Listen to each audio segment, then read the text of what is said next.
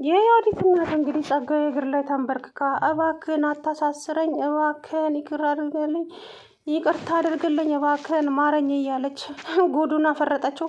ወንድዬ እንግዲህ የሰማውን ነገር ማመን አቃተው። ሴትዮዋ ምን እያለች ነው? ስለምን ይቅርታ ነው? ስለምን ምን እያወራች ነው? እያለ እንግዲህ ጸጋዬ ትናንትና ለሱ እውነታውን ይነግረዋል ብዬ ስጠብቅ መንገድ ላይ አቆመው። እንግዲህ እዚህ ውስጥ ምን እንዳለ ታውቃለህ እንዴ? ቆይ ምን ለማድረግ እየሞከርክ ነው? ምን እያደረግክ ነው አለችው። ከዛ በኋላ ምንም አደርግ ይመስልሻል? ምን አደረግኩኝ አላት። እንዴ ቆይ ምንድን ነው እሱ ሀሳብክ ስትለው፣ ምንድን ነው ስለ አንቺ ጥሩነት፣ ስለ አንቺ ደግነት ላወራው ነው። ወንድሜ ንገረኝ እስቲ እዚህ ስልክ ውስጥ ምንድን ነው ያለው? ያየኸውን ነገር ንገረኝ አለው። እዚህ ስልክ ውስጥ ምን እንዳለ ታውቃለህ ወንድዬ? የሚስት ደግነት፣ ክፋት፣ ተንኮል፣ ሚስት ሰው ልትገል ስትሞክር ምን አረሱ ዝም ብሎ ነው። ስቀልድ ነው ወንድዬ። እሷ እዚህ ውስጥ ያለው ነገር የኔና የእሷ የድሮ ፎቶ አብረን ያደግነው። እኔ የድሃ ልጅ ቤተሰብ ነበርኩኝ። እናም እነሱ ቤት እየመጣው ነበረ ምግብ የምበላው። ምግብ የሚሰጡኝ እነሱ ነበሩ። እናም በቃ ያኔ አብረን የኖርነው ያደግንበትን እያስታወስኩኝ እሱን ነበር እሱ ፎቶን። እንደዛ ከሆነማ በጣም ደስ ይላል። አሁን እዚህ ጋር ደርሰማ ወደ ቤት መመለስ የለብህም ና እኛ ጋር ሄደ ትመጣለህ አለው። ምን እሰራለሁ እንዴ? ሻይ ቡና ነው። ሻይ ቡና ብለህ ትመለሳለህ። የሀገራችን ባህል አይደለም እንዴ? አይ የሚሄድበት አለ። ተወው ወንድዬ ይሄድ፣ ይቸኩራል። አይሆንም በፍጹም። በቃ የሚሄድበት ቦታ ነበረኝ ሰርዤዋለሁ። እናንተ ጋር መሄድ እፈልጋለሁ ብሎ እንግዲህ እነ ወንድዬ ጋር ሄደ። እዛም ከደረሱ በኋላ እንግዲህ ቆይ አንተን ባለፈ ጊዜ እዚህ በር ላይ አይቼክ ነበር አይደለም ሲለው፣ አዎ አይተኸኛል፣ አልተሳሳትክም። ኦኬ እና ታዲያ ከእሷ ጋር ያላችሁ ቅርበት እንዴት ነበረ? ወይኔ በጣም ደግ፣ በጣም ጥሩ፣ ለሰው ጥሩ ሀሳቢ፣ በቃ ለሰው የምትሞት ልጅ ናት ዮዲት ማለት። በጣም ደስ ይላል። ሚስቴን ስላደነቅክልኝ በጣም እንጂ እንዴ በጣም የምትደነቅ ሚስት ነው ያለህ እያለ እንግዲህ ጸግሽ ከዛ በኋላ እንግዲህ ይቺ የወንድዬ እናት ማነች የዚች የዮዲት እናትም ደግሞ እንግዲህ አለምን ማነች ፀሐይ ነይ እርም ፍችልኝ፣ እልም እንድትፈችልኝ እፈልጋለሁ። እንዴ አባዬ፣ ኧረ እኔ ህልም ማፍታት አልችልም። ለምን አትችይም? ወሬ ቢሆን ታውቂያለሽ አይደለም? ህልም መፍታት አልችልም አልኩሽ እኮ አባዬ።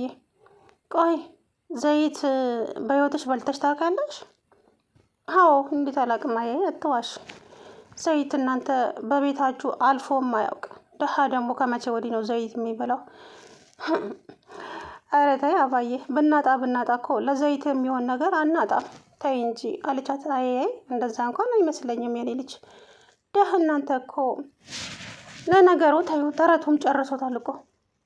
ደሃ በህልሙ ቅቤ ባይበላ ኖሮ ይሞት ነበረ ብሏል ተረቱ። ስለዚህ እናንተ ሁሉ ነገር በህልማችሁ ነው የምትበሉት አለቻት። እናም እንግዲህ የወንድዬ የዚች የዮዲት ወንድም መጣ። እሱም ሲመጣ ልጄ እባክህን መታሰር አልፈልግም፣ እንደምንም ብለህ ያንን ቪዲዮ አንገቱን በልና ተቀበል። እማዬ እኔ አስቻለው የእናንተ የወንጀል ተባባሪ የመሆን ይመስልሻል? እናንተም ወንጀል ውስጥ ለገባችሁት በጣም አዝኛለሁ። በጣም አሳፍራችሁኛል እማዬ። ስለዚህ ላይ የእናንተ የወንጀል ተባባሪ መሆን አልፈልግም አላት።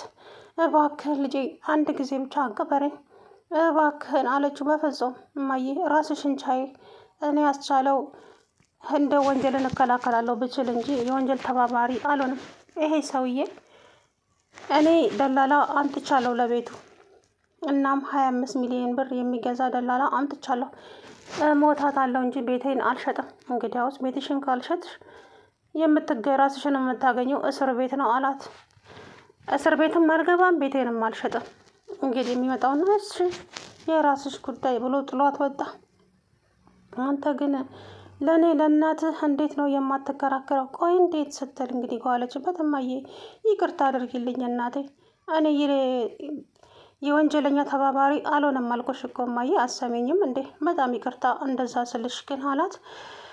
በጣም ተናደደች እና ሻንጣዋን ሸክፋ እንግዲህ ወደ እነ ዮዲት ቤት ሄደች ማለት ነው። ወደዛም ከሄደች በኋላ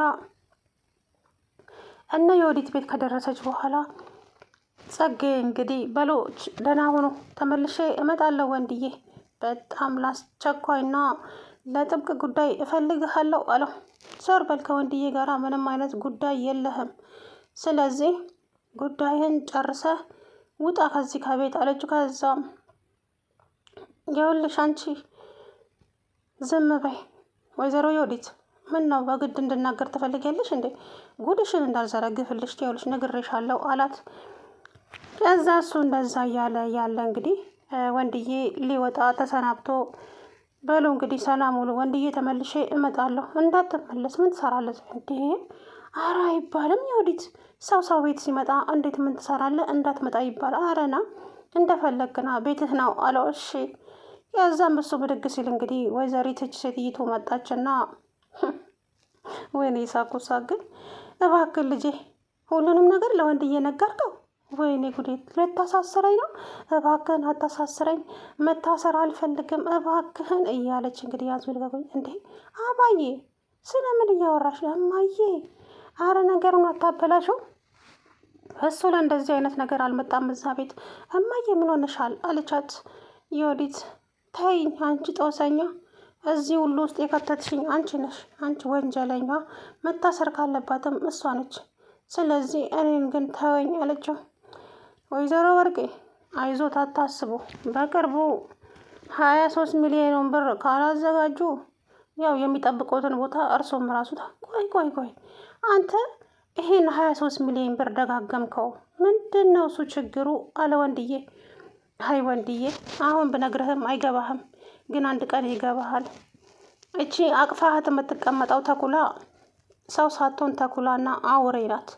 እናም የእሷ እውነት የተገለጠ ቀን የዛን ቀን ምን እንደምትሆን አላውቅም። አሁን ግን ምንም ልልህ አልችልም አለው። ከዛም በጣም ደነገጠች የወዲት። የምትይዝ የምትጨብጠው ጠፋት። ወይኔ አዋርደኝ አይደለ ተዋረድኩኝ። አሁን ምንድን ነው እሺ የማደርገው እያለች ከዛም እንግዲህ የወዲት እናት የወንድዬን እናት እጅ ላይ በር ላይ ይዛ አምሮብሻል ደግሞ ዛሬ ነጠላችንም አጥበሸዋል፣ ተቀይረሻል እባክሽ እያለች እንግዲህ አዎ እግዚአብሔር ይመስገን። ምን ነው ሳሙናም አልገዛ መሰለሽ እንዴ? አዎ ይሄ ነጠላ ከተገዛ ጀምሮ እኮ ውሃ ነክቶትም አያውቅም። እላሽ ላይ እኮ ማሰሻ መስሏል እስከ ዛሬ ድረስ። ለነገሩ ምን አንቺ ከባልሽ ጋር ከተገበስ ጀምሮ ይሄ ነጠላ ውሃ ነክቶት አያውቅም አለኝ። ከዛ እሺ ጨረሽ? ምን ልትሰሪ ቤቴ መጣሽ? ቤቴ ድንቄም ቤትሽ ነው እንዴ? አይ አንቺ ቤት ነው። አሁን በክብር ውጭልኝ። አይ አልወጣም ብላ ወደ ቤት እንግዲህ መጣች ማለት ነው። ስትመጣም እንግዲህ ጸጋዬ ወንድዬን ልሄድ ነው በቃ ተመልሼ እመጣለሁኝ አታስብ እያለ ከዛ በኋላ በጣም ተመልሼ ስመጣ ግን አሪፍ ሰፕራይዝ አለኝ ወንድዬ፣ ተዘጋጅተህ ጠብቀኝ። እውነቴን ነው የምልህ እየቀለድኩ አይደለም። እሺ እጠብቃለሁ፣ አረ ችግር የለውም አለ ወንድዬ። እሺ እጠብቃለሁ። ከዛም እሱ እንግዲህ በር ሊወጣ ሲል ወይዘሮ አንቺ ማነች አስቴር ናት ስሟ መጣች ማለት ነው። ስትመጣም እንዴ በቃ ለወንድዬ እውነቱን ተናገርክ? ሁሉንም ነገር ነገርከው ማለት ነው? ተዋረድኩኝ፣ ወይኔ ተዋረድኩኝ፣ አምላኬ ምንድን ነው የማደርገው? እሺ ምን ልሆን እያለች እንግዲህ እባክህ አታሳስረኝ፣ እባክህ ይቅርታ አድርግልኝ፣ እኔ 23 ሚሊዮን ብር የለኝም፣ ምንም የምሰጥ ገንዘብም የለኝም፣ እባክህን አለችው። እንግዲህ ምን ማድረግ ይቻላል? እኔም የምሰጥሽ ገንዘብ የለኝም፣ በጣም ይቅርታ ወይዘሮ ወርቄ 23 ሚሊዮን ብር የምታዘጋጅ ከሆነ ጥሩ፣ አይ የማታዘጋጅ ከሆነ ግን ምንም ልረዳሽ አልችልም ወይዘሮ ወርቄ አላት። ከዛ በኋላ ይቅርታ ወንድሜ፣ እኔ የምልህ ቆይ ነገሩ እንዴት ነው? ምንም ሊገባኝ አልቻለም። ምንድን ነው እሱ 23 ሚሊዮን ብር ስትል እሰማሃለሁ ከቅድም ጀምሮ። ነገሩ ምንድን ነው እሱ አለው። አይ ነገሩ ከበድ ያለ ነው ወንድዬ። ይሄንን ጉዳይ የምታሰማና የምታውቅ ከሆነ ግን አላውቅም ምን እንደሚፈጠርብህ። ለአንተ ትልቅ መርዶ ነው። እውነቴን ነው የምልህ፣ ለአንተ በጣም ትልቅ መርዶ ነው። ሚስት ያደረገችው ክፋት፣ ተንኮል በጣም ብዙ ነገር አለ። ከዛ በኋላ ማናት የኔ ሚስት? ተሳስተን እንዳይሆን ወንድሜ። አረ በፍጹም አልተሳሳትኩም። ተሳስቼ ሳይሆን ያው አጠገብ ጥሩ ሚስት ናት። በቃ የልጆቼ ወደፊት ትላለህ ብዙ ሀሳብ ከሷ ጋር አለ። እሷ ግን ለአንተ የምታስበው ነገር በጣም ክፋት፣ መጥፎ ነገር ነው። በተለይ እናትን ያሰቃየችው እሷ ነች አለው። እንግዲህ ወንድዬ ይሄንን ነገር በፍጹም ማመን አልችልም። እንዴት እያለ አሁን ገና ነው ሁሉም ነገር የታወቀኝ። ለካ ይህች ልጅ እውነቷን ነበረ እንዴ እያለ እንግዲህ የዓለምን ነገር ማስታወስ ጀመረ። ዓለምን እኮ አላምናት ብዬ ነው እንጂ እሷ ነግራኛለች። ወይኔ ወይኔ ወንድዬ፣ እናቴ ምንድን ያደረገችሽ እናቴ? ይሄ ሁሉ ክፋት ለምን ይሄ ሁሉ ክፋት ለእናቴ ሲል እንግዲህ በጣም ተናዶ ተናገረ ማለት ነው። ከዛ በኋላ አይ ወይ የኔ ንጉስ፣ እሱ ዝም ብሎ ነው። አራትም ነው። እኔ እንዴት እንደዚህ ያደርጋለሁ? እናትህን በጣም የምወድህ። የወዲት ዝም በይ።